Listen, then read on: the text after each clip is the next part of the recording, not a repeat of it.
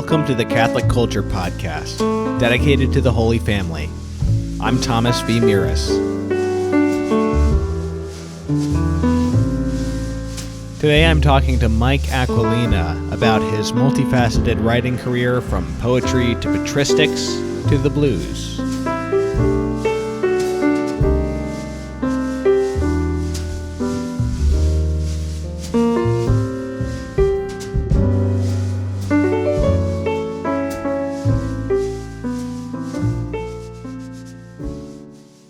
Hey everyone, I'm back from my little vacation, and I'm happy to see that my last episode with Father Basil Cole on music and morals has been, I think, the most popular episode of the Catholic Culture Podcast yet. It certainly got more downloads quicker than any since the first episode, so thanks to everybody who checked that out.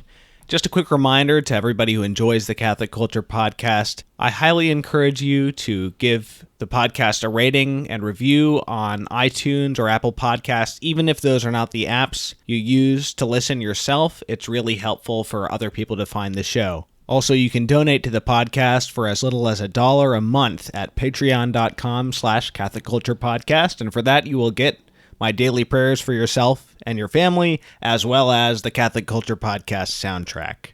Today's guest is Mike Aquilina. He's been a freelance writer for over 3 decades. He's written a bajillion books, both under his own name and as a ghostwriter. He's best known for writing on the Church Fathers for a general audience. He's also a poet and has co-written 2 albums with the well-known blues singer Dion.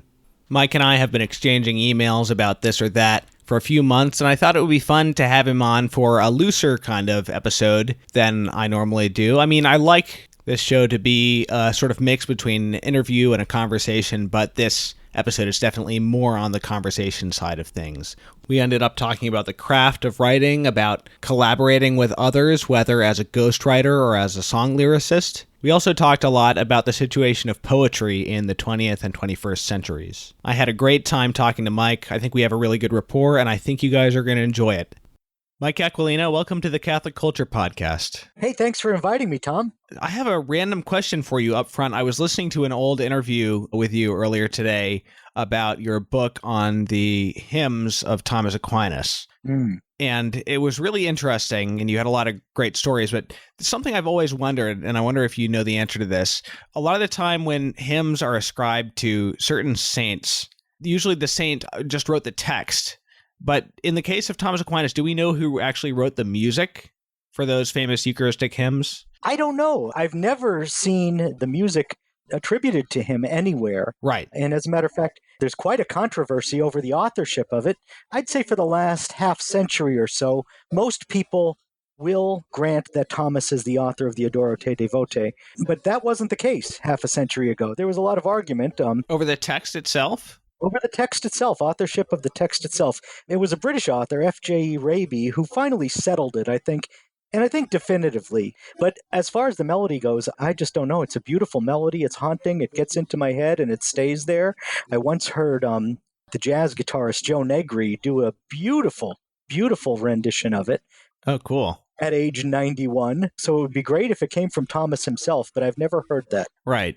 It's interesting. I didn't know there was any debate over the authorship of the text, but when you read, I don't know if the one I'm thinking of is Tantum Ergo or Pange Lingua. I think it's Tantum Ergo, but when you read it, even though it's very poetic and he's not associated in our minds with poetry, something about the logic of the poetry is very much of him. You know what I'm saying? Like, yes. The wordplay is so, I'm thinking of like, what is it? Verum caro, carnem verum, something like that? Yes. And the historian of philosophy, Etienne Gilson, noted that the argument in the sequence for Corpus Christi tracks the argument for transubstantiation in the Summa, that it's following the argument very closely. So I don't think there's any doubt about Thomas's authorship of those. And Thomas was just a genius, and he could write in a number of different modes. Chesterton said that in a stunning way in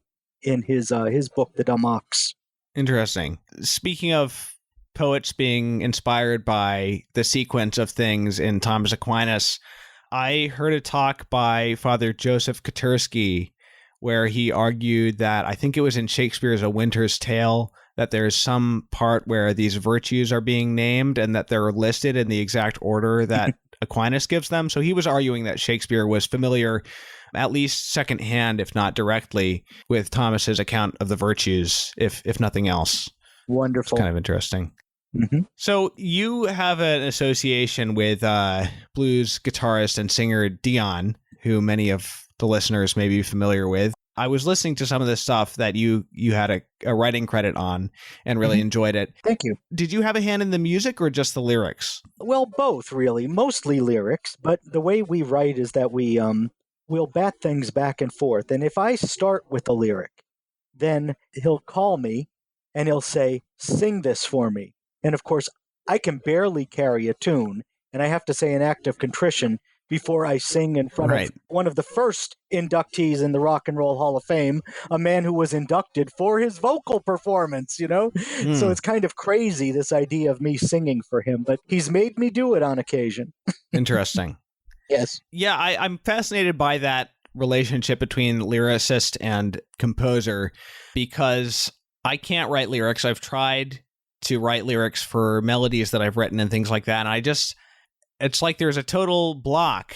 The only lyrics I've ever succeeded in writing were like comic rhymes and things like that. But I just don't even have any ideas. It's not even a matter of execution. Like no ideas come to me. I don't come up with stories. That just isn't a gift that I seem to have. But I'm fascinated by how the back and forth works, whether the music is written first or the words are, written first and the music is fit to it. Because sometimes melodies can be very sort of asymmetrical and in ways that would challenge the person to set words to it, I would think.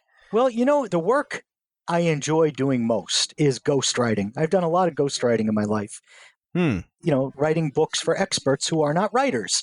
And for me, that has been just such a rush when I do it, because you get to sit down with the best minds in any field, and they need you. And you get to sit at their feet and learn their best thinking, what they want to be in print, what they want to be their legacy, and you don't have to pay tuition for it, and you don't get graded for it. To me, that is the ideal writing gig, and I've been writing professionally for 35 years now. But to me, that's the ideal. And then once the work is done, you're out of the picture. You don't have to promote the book or anything like that. So yeah, that's cool.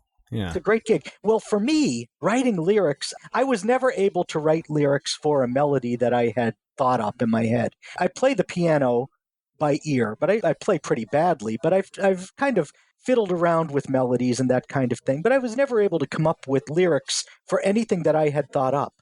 But if I'm doing this for a friend of mine and I'm imagining it in his voice, I can do it. And I can do it pretty handily. And if Dion is to be believed, then I can do it pretty well. Interesting. Because he likes my stuff. Why do you think that is? Why can you only do it with someone else's voice? Is it because you're not a singer, or? I don't know. I don't know why that is. Because I think I'm the same way about my own books, even, that I find it easier to write in someone else's voice than to write in my own voice. And that's always been the case. I mean, I've written 54 books under my own name. So it's not that I can't get that job done.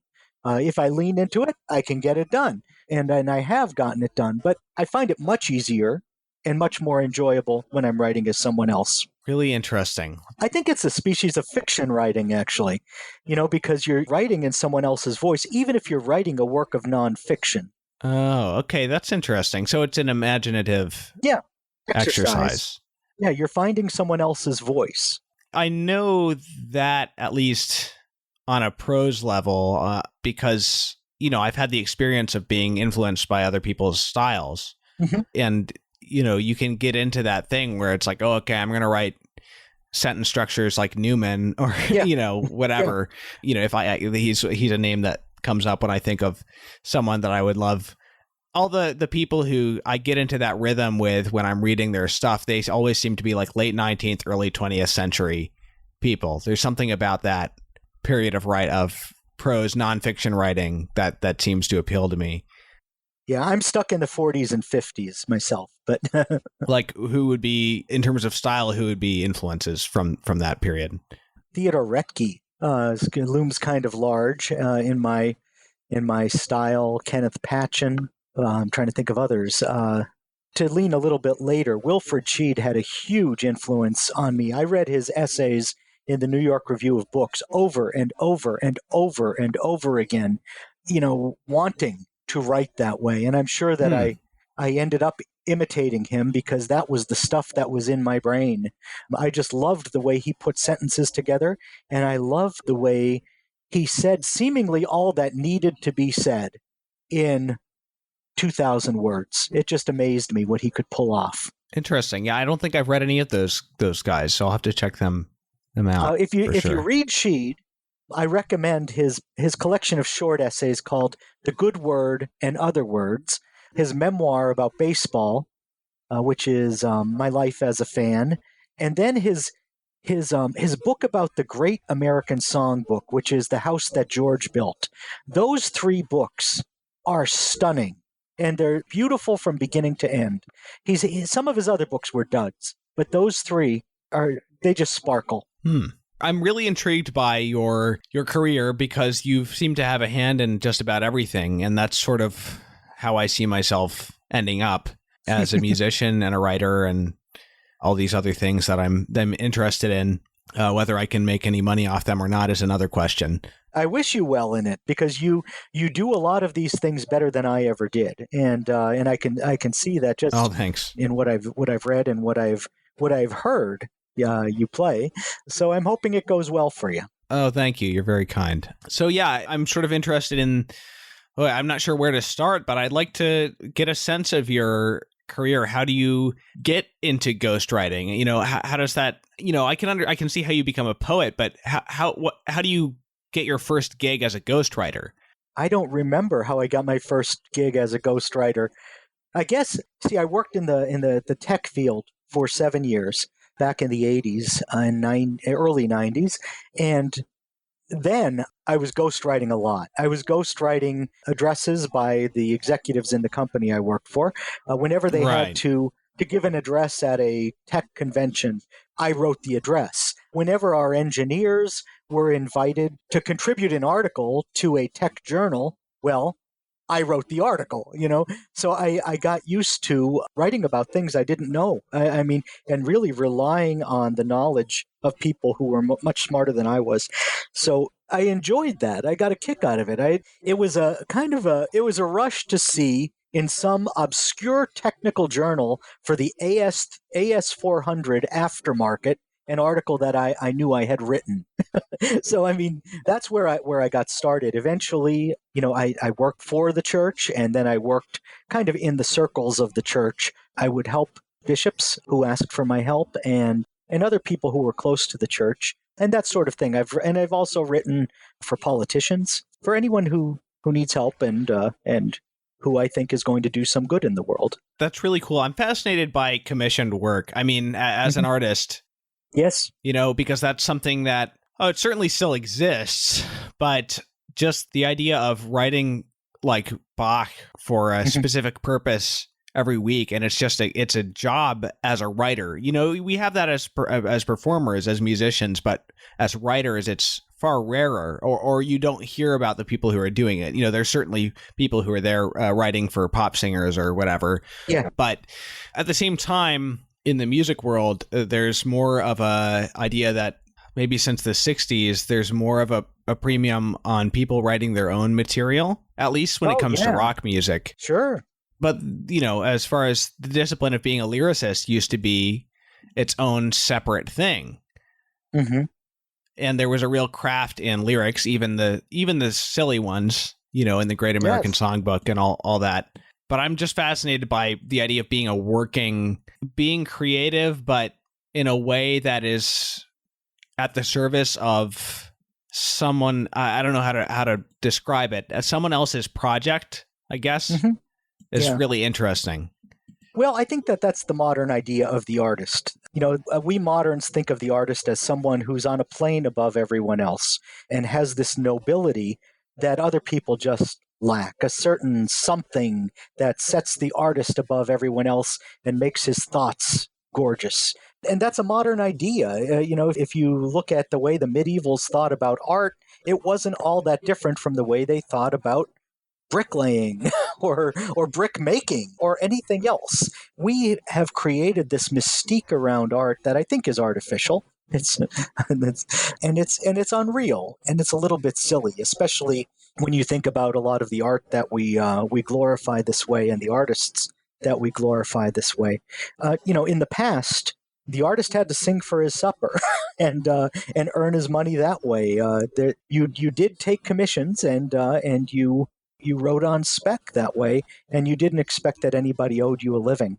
Now it's a little bit different. It's not the work is not the thing that's getting you out there. It's all kinds of crazy factors like your looks, your presentability, your marketability, who you know, and that sort of thing. How much money you already have seems to be a big indicator of how far you're going to go in the arts. The very wealthy tend to make it far, and the poor tend not to. What would you say is an example of that? Like, what art form are you thinking about when you think of very wealthy people being able to make it? Poetry. Think about poetry, and I'm not going to name names because I don't want to be gossipy or anything like that. Sure. But a lot of the poets who have been revered in academic circles for the last 2-3 generations have been certainly not the most popular poets or the best-selling poets out there, but they've come from wealthy families, and they've been able, I think, to buy a certain reputation when they're young, and then to keep going with it. It's not that they're not talented; these are talented people, but they're not writing the best work of their time. And even if they're writing as well as some of the best, they do get their edge because of the money they have at the beginning. That's what I think, anyway. Going back to this idea of the elevated status of the artist, I think there's something valid. I think there's some truth that's being recognized there. And in terms of, I think of Maritain talking about the increasing self-consciousness of art in the 19th and 20th century. There's some value in thinking in that art isn't the same as craft, right? Craft is a part of it, but there is an element of inspiration.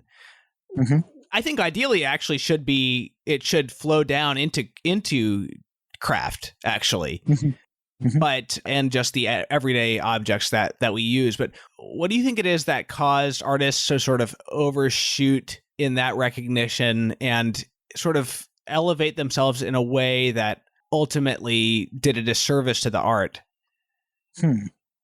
Boy, I don't know. I mean, in other words, going from a valid recognition of the transcendence and the dignity of art beyond just a mere sort of craft with fixed rules to the madness that exists in the high art world now. I mean, taking nihilism, taking that aside, maybe that can't be detached from it. But was there a time when that started happening? Like in poetry, for example? Well, I mean, with poetry, you can kind of see the decline in its popularity. You could watch it. The guy who's tracked it very well is Dana Gioia, where he demonstrates that Longfellow was writing long poems and was one of the most successful authors of his time in the United States, and he was selling books. He was selling more books than anyone else. So people were buying poetry. They were reciting it in their homes. They were committing it to memory.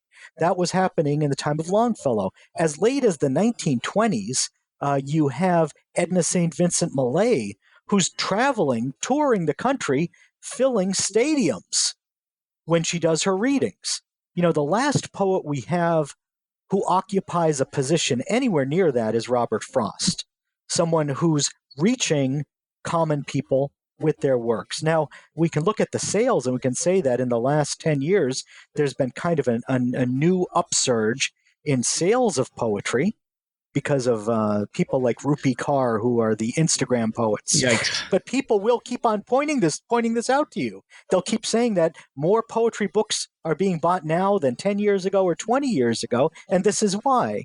Now, I'm hoping that this is a gateway drug and that Rupi Kaur is creating a desire for poetry, or just giving a foretaste of how such a desire can be fulfilled, and that eventually these people are going to discover, these readers will discover the great poets of our tradition. That may happen. I don't know. My daughter thinks it will. My daughter Rosemary tells me that it will. I'm a little skeptical, but we'll see. We'll see where that goes, huh? Right. But anyway, you asked about poetry and its rise and fall. I mean, a lot of things happened in there. All of a sudden, we had audio recordings of music.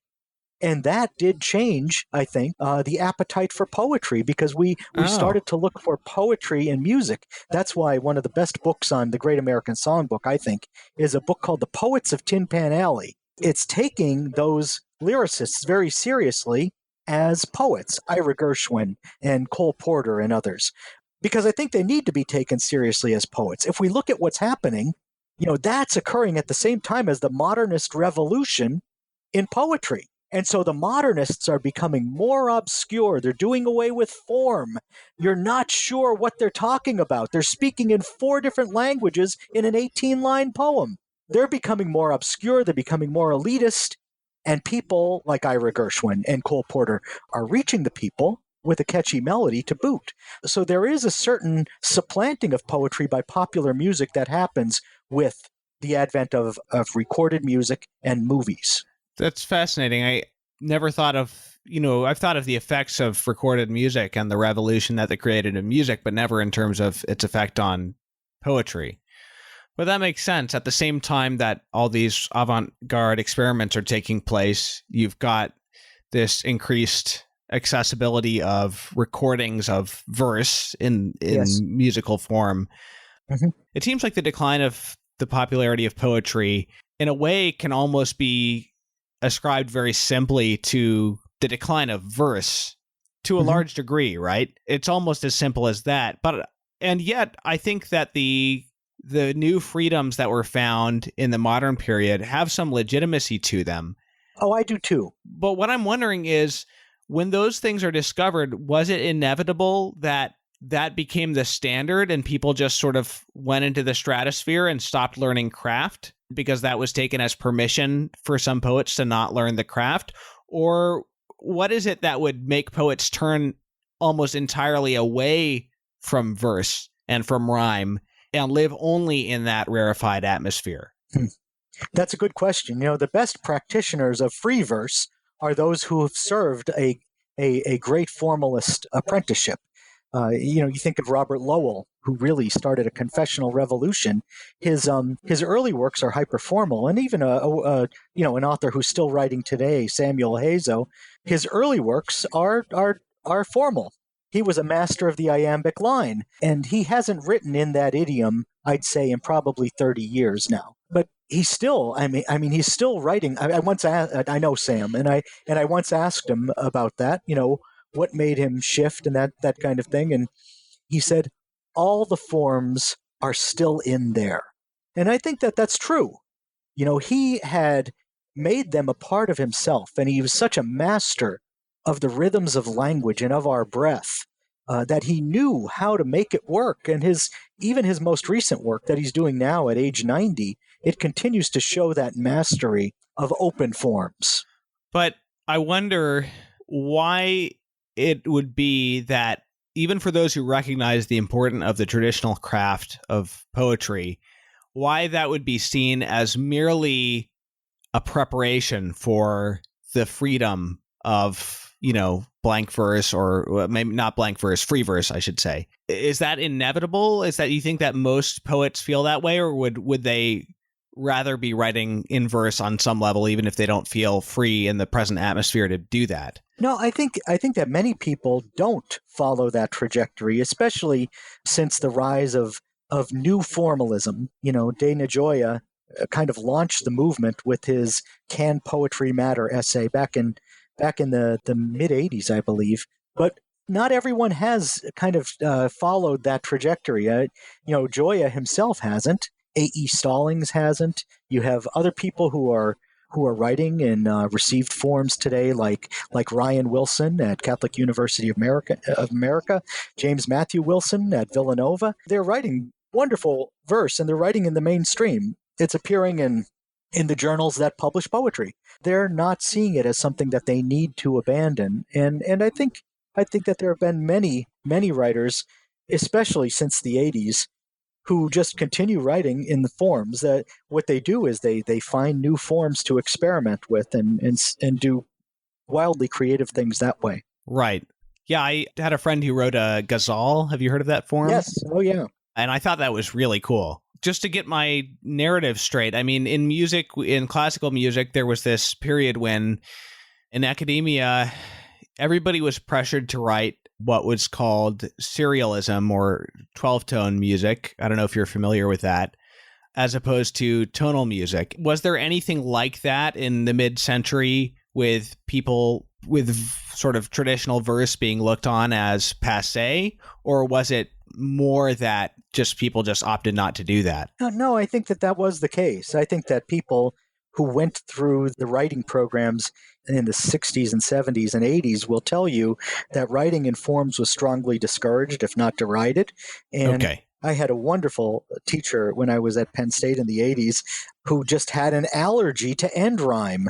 He said that end rhyme is the sound of the other foot dropping. That was his way of dismissing rhyme.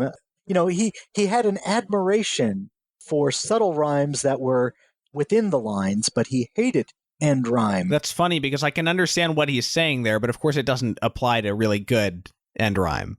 I like the sound of the other foot dropping when I'm walking. You know, it means Right. that I'm succeeding in walking. Yeah, that's a good way of putting it. That. I'm fulfilling the form there. I have a love for rhyme. I delight in it. I felt that way as an undergraduate too. But I'll admit that when I was in his class, I wrote what he wanted me to write.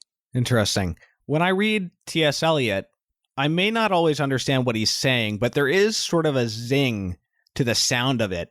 Oh, yeah. That appeals to me. Yeah. And the same with Dylan Thomas. I love the sound of Dylan Thomas, although he was writing more in more rhythmically in sort of straightforward meters in a lot of ways than Eliot. But I don't know that much about poetry, but sometimes I'll read a poem and I'm just like, I have no idea if this is good or not. It's very disconcerting, you know, and that happens especially with contemporary poetry where it's like, I don't know if it's just that I haven't trained myself to read poetry or that just something's lacking in it or what. Well, have you ever had that experience? Oh, yeah. Oh, yeah. And I think everyone does. And we're almost afraid to say that a certain poem doesn't appeal to us. It's as if there's some absolute standard somewhere for good poetry, and we may be violating that standard because we come from the provinces and we're boorish and we don't understand these things, and we're going to show our ignorance if we don't like this poem. And that's not the case. Poetry's like music. You're going to like some things that other people dislike. You're going to dislike some things that other people really like. So it's just going to be that way. Poetry works the way music does. At least that's what I think. And there's no Platonic form of it out there that we're going to be judged by. You said, reminded me, I just read somebody's account of reading Wallace Stevens. I don't remember where it was, but he said, I didn't know what any of it meant, but whatever he was saying it beautifully. Right. And you sometimes get that experience or you get that feeling, and maybe that's what Stevens was striving for, just to mesmerize you with language and suggest a couple thoughts to you. Right. I don't begrudge an author the right to do that. I mean, I'm not sure what I think about whether poets should really be writing poetry that requires footnotes to a contemporary reader. You know what I mean? Like, I get that T.S. Eliot was really involved with Dante and all this stuff, but at the same time, some of his references are so esoteric that I wonder if it's necessary to understand the poem on a base level or if just knowing it will enrich your understanding. Yeah. I often wonder about who will be read 100 years from now, because if you think about so many of the people we consider masters from the 19th century, to take two names, Emily Dickinson and Gerard Manley Hopkins. If you look at both of them, they were they were just great poets, and they were great innovators in form, and they went almost unpublished through the course of their lifetimes. Nobody knew these two. They just were not read in their own lifetime. And yet, 150 years later, they are two of the almost universally recognized masters. So I think maybe 100 years from now, people will evaluate the 20th century a lot differently from the way we evaluate it now. We're just too close to it. We're still under the influence of all of the public relations from that century. So give them 100 years and we'll see what makes it through the sieve. Gerard Manley Hopkins, that's another poet who has that, like it's all so, I'm approaching this as a musician again, because I'm not a highly developed reader of poetry, but just, it's so crunchy. Like just the sound and the feel and the rhythm of it is so, like, every word is so overwhelming the senses to me. Yes. And I really like that. And not all poetry has to be like that, but it seems there to an extreme degree with him, just the sonic aspect of what he's doing. Yes, that's it.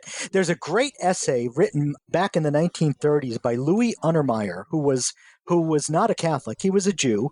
It was actually one lecture in a series, and the series of lectures is collected as Poetry and Play. He's talking about this idea of the playfulness of the poet, and he uses these two poets as his exemplars.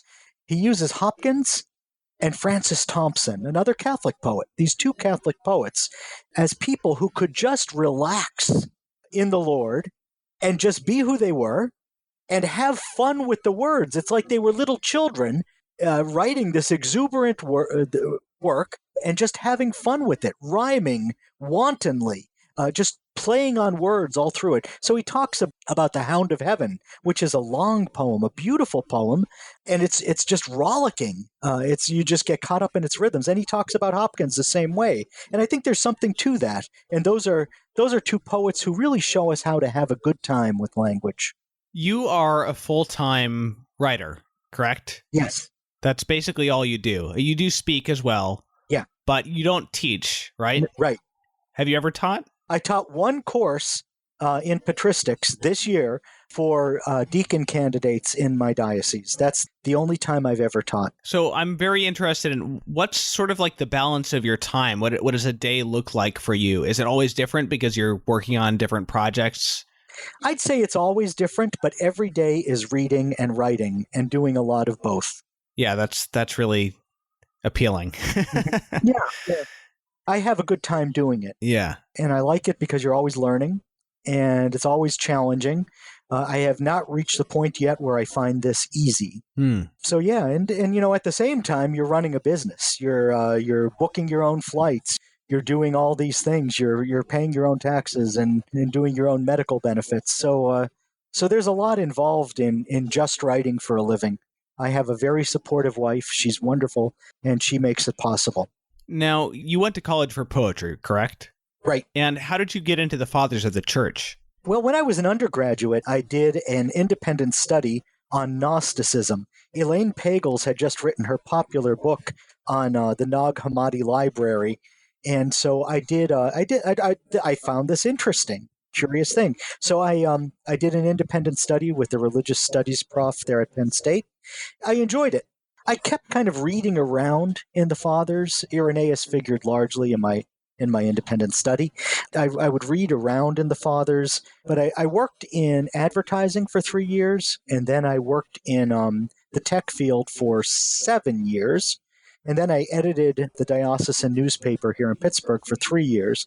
After that, since then I've been freelancing, and that's been a long time now. It's been, I got to do the math here. It's been 22 years that I've been freelancing full time. I never had a plan for my life or for my career. I never had any clear idea of where I was going, but I just kind of bounced from what seemed to be the right thing to what seemed to be the next right thing. And as I said, I've had a good wife there to help me make the decisions I've had to make along the way. Right. Yeah, it seems like you're known for writing about the Fathers of the Church. You've certainly written about many other things. Yeah. But, I mean, that's your website is Fathers of the Church. That's right. Well, to get back to your question, I went off track there. But when I was, I did a lot of work for the Catholic Press in the 90s. And at that time, I was a regular correspondent for Our Sunday Visitor newspaper. And it was the president of Our Sunday Visitor who asked me if I would write a book on the Church Fathers. He knew I liked reading the Fathers and that they often figured in the work I did for him. He asked me if I would write a book about the Fathers. And I said, well, I'm not qualified to do that. Why don't you ask all these others? Nobody else wanted to do it. So I wrote the popular book about the fathers back in, goodness, in the middle of the 90s.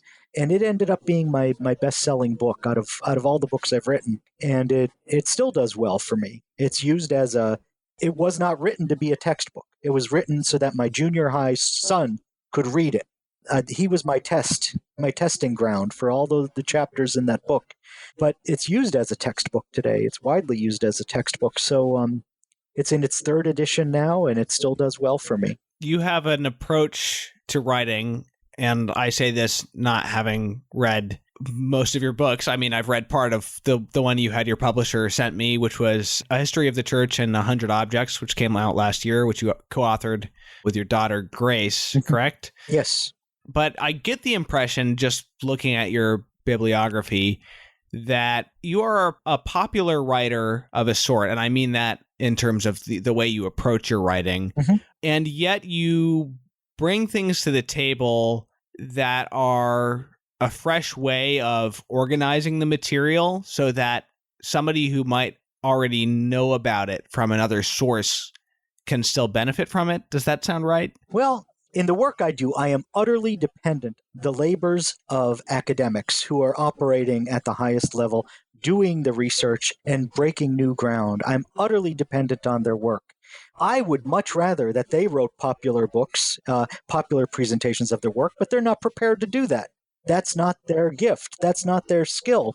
So I want to make their ideas accessible to a wide audience so that people can share in the excitement of these new discoveries about the ancient church, because I think this is really exciting stuff. I remember back in the early 90s reading the reports that there had been this discovery of a whole cache of lost sermons of St. Augustine.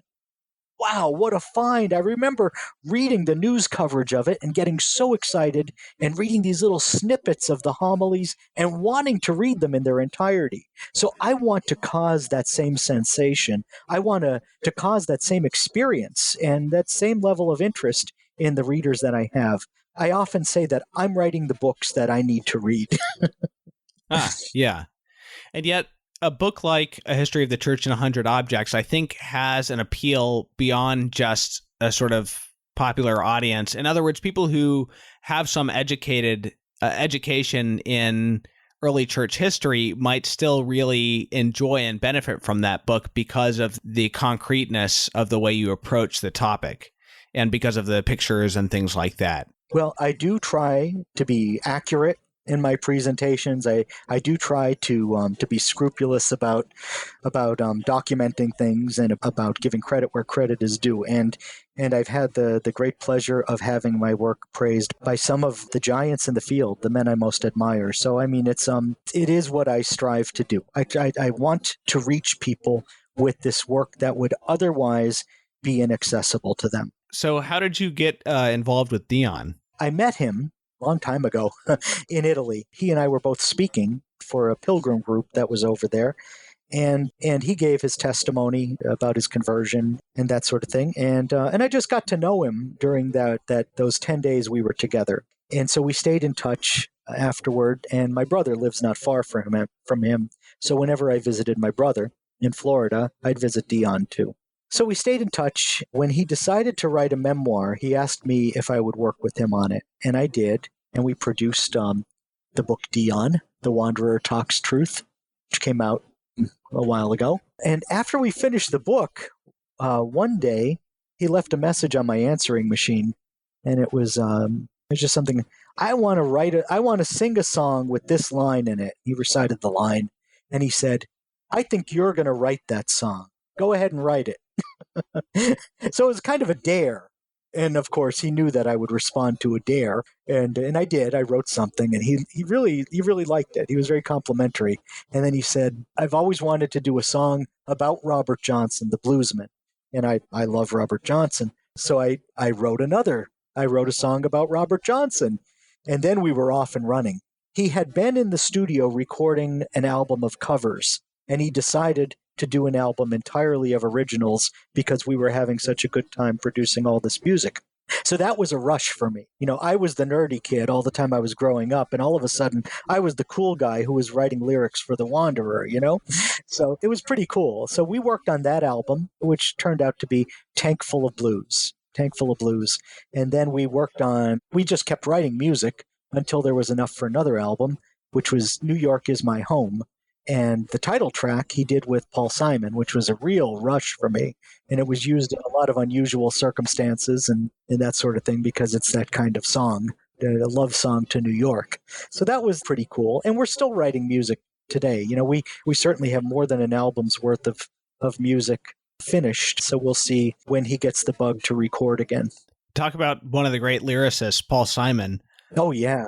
Certainly Simon and Garfunkel have some of my favorite lyrics in music. I was a huge fan of Paul Simon growing up, and now when I listen to him singing lyrics I wrote, it's a crazy experience. It is a crazy experience. I'm thinking, where did that come from?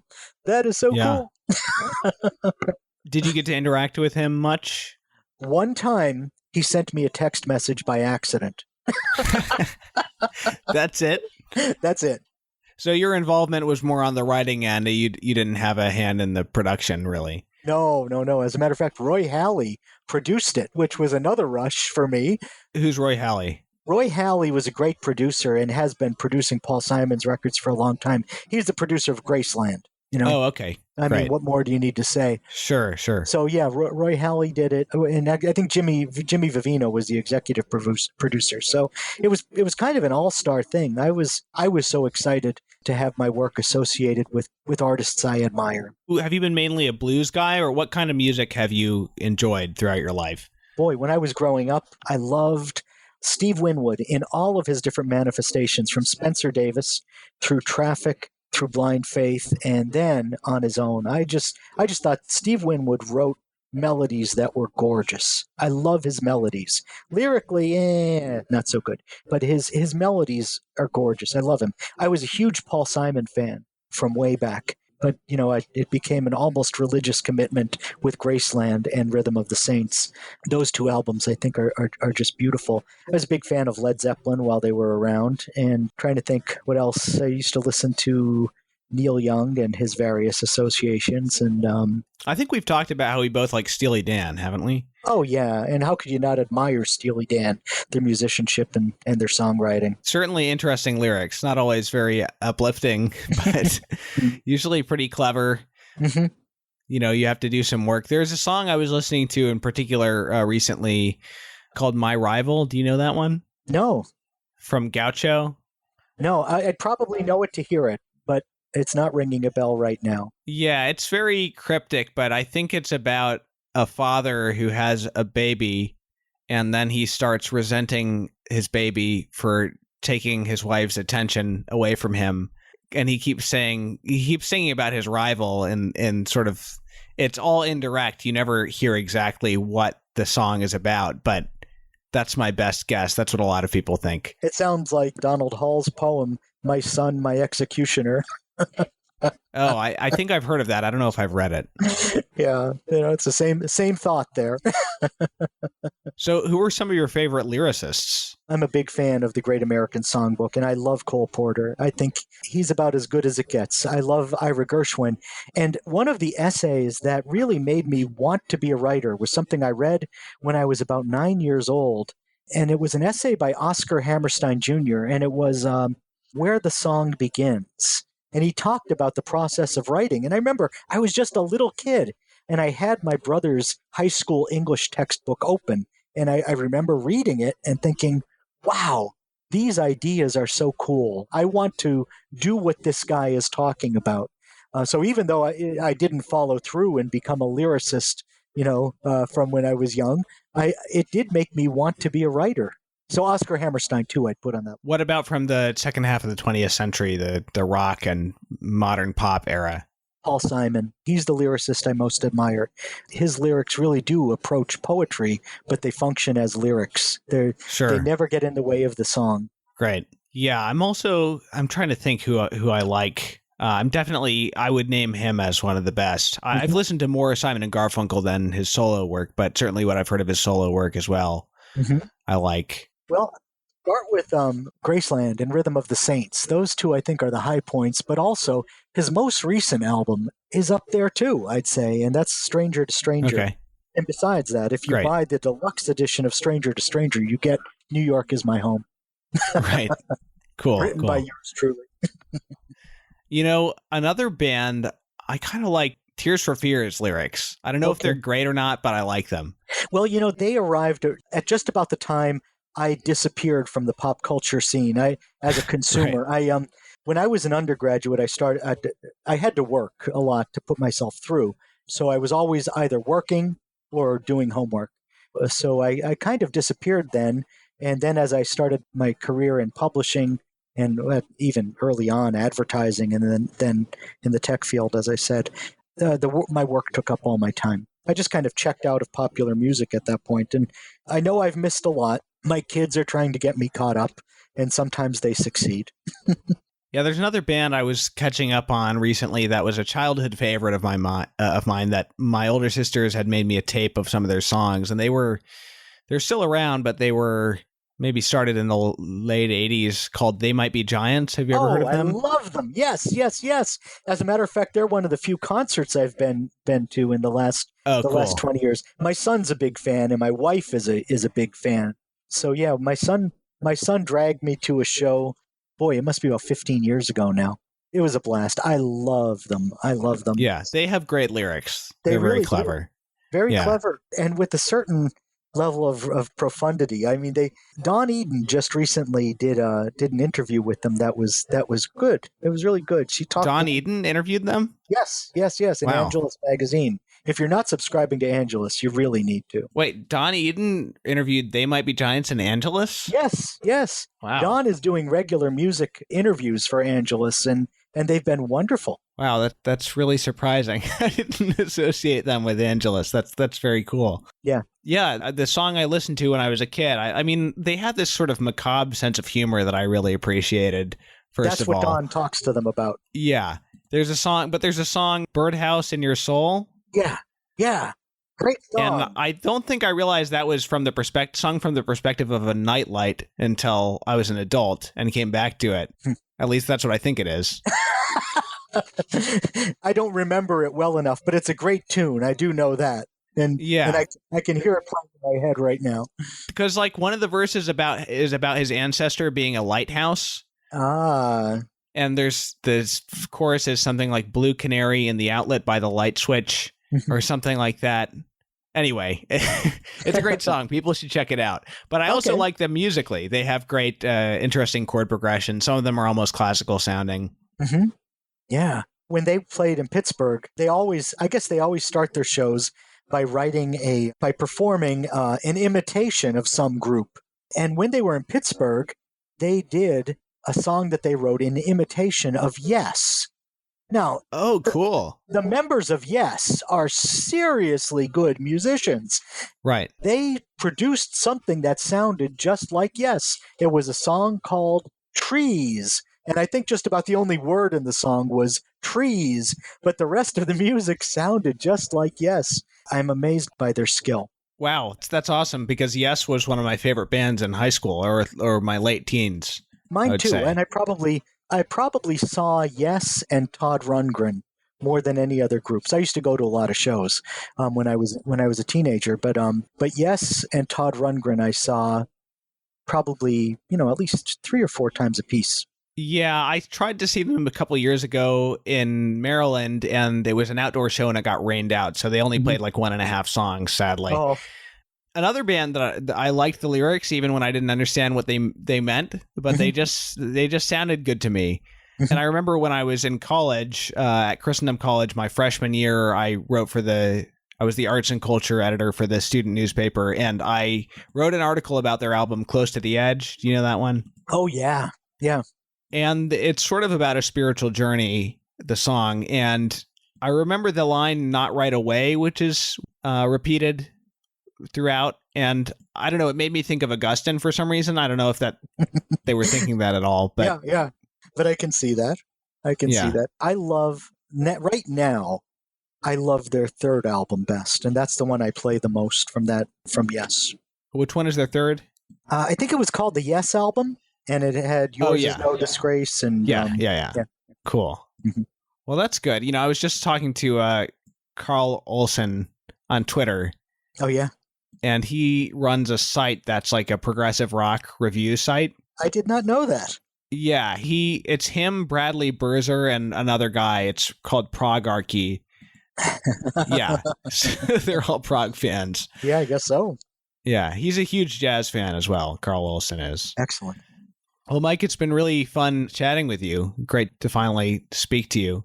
Oh man, it's been great. I really enjoyed it, and I thank you for the honor of the interview. Is there anything that you'd like to plug? Any recent books or old books or current projects? Oh no, I mean just what you talked about, A History of the Church in 100 Objects, the book I wrote with my daughter Grace. Take a look at it. It's available on all the usual places. If you can buy it at a Catholic bookstore, that makes me the happiest. But if you have to buy it online from somewhere, go ahead and do that. I think if you enter Amazon through CatholicCulture.org, you're gonna throw some money back to this podcast eventually, and that would be a good thing. Yeah, I certainly endorse that book. From what I've read of it over the past day and a half or so, it's really enjoyable. And certainly the tidbit about the Christians in India, which I followed to a blog post of yours, was really fascinating. That was an obsession of mine for about 12 years, and I was able to follow that rabbit trail into a lot of the great scholarship that's gone on in India about the traditions of the Apostle Thomas. But I guess that's a conversation for another day. Yeah, I think these isolated Christian communities are really interesting. You think about Japan and Korea. Yes. I don't know if you know the story about Korea, but they had Catholics there before they had any priests. No, wow. They didn't even have the Mass, but somebody read a book about Catholicism that had somehow made its way there. Wow. And they had for like a century or something, certainly at least several decades, and they were petitioning Rome for a long time without success to send a priest there, and this whole story, it's really fascinating. That sounds fascinating. But those situations where Christians exist, certainly they had priests in India. Yes. The Thomas Christians did. But in these sort of circumstances, because we think of Catholicism as coming from Europe and going elsewhere, but, there's very ancient Christian communities, from the beginning. Some of the oldest ones are not European, so... And the historians in India are doing a great job of documenting their own history. Unfortunately, the books don't make it to the United States. Sure. So yeah, that's something that we're missing out on. Yeah, just for the listeners, this blog post I read on Mike's site was about, there's these Christian stories of St. Thomas's, the Apostle Thomas's travels to India and his missionary work there. But apparently there's also Hindu legends about him, which are really fascinating. So I'll actually link to that blog post on the show notes page, which will be catholicculture.org/episode 12. All right. Thank you, Mike, for coming on the show. Thanks again, Tom. It's been a joy.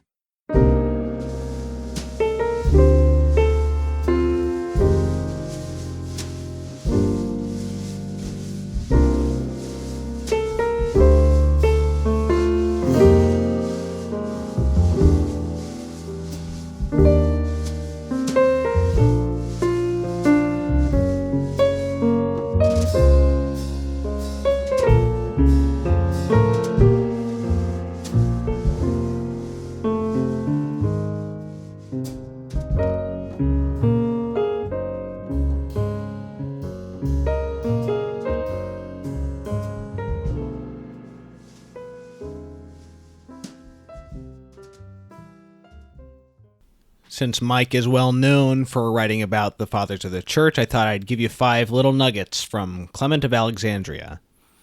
Those that do all that is lawful quickly fall into doing what is unlawful. Labor and faint not. You will be what you do not hope and cannot conjecture. What is called by men an ancestral custom passes away in a moment, but the divine guidance is a possession which abides forever. As are men's wishes, so are their words. As are their words, so are their deeds. And as their works, such is their life. Good is the whole life of those who have known Christ.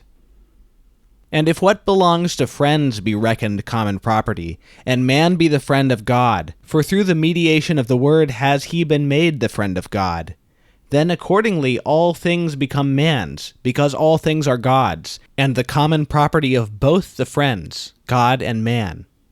Next week I'm talking to Rachel Fulton Brown, a brilliant medieval studies professor at the University of Chicago who has been the latest victim of the social justice warriors in academia. So you're going to want to check that one out. Thanks for listening, God bless, and I'll see you next time.